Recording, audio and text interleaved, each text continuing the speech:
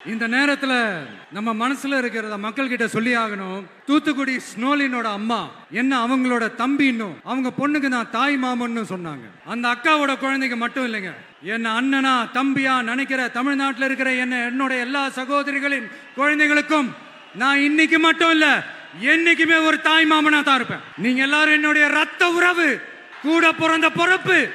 என் வீட்டு ரேஷன் கார்டுல வேணா உங்க பேர் இல்லாம இருக்கலாம், உங்க வீட்டு ரேஷன் கார்டுல வேணா என் பேர் இல்லாம இருக்கலாம்.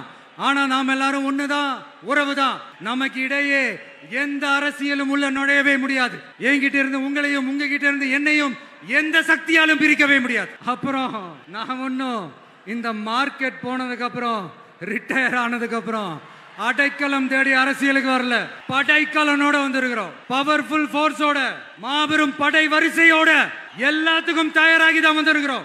இவ்வளவு தயாரா நாம அரசியலுக்கு வர்றதுக்கு ரொம்ப ரொம்ப முக்கிய காரணம் ஒண்ணு இருக்கு. அது என்ன தெரியுமா?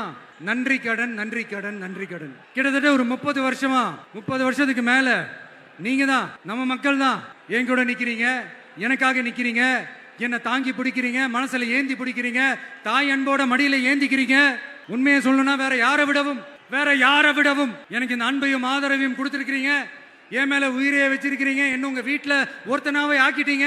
நீங்க எனக்கு கடவுள் கொடுத்த வரம். உலகம் பூரா நமக்காக நம்ம கூட நிக்கிற நம்ம மக்களை நான் எப்படி மறப்பேன்?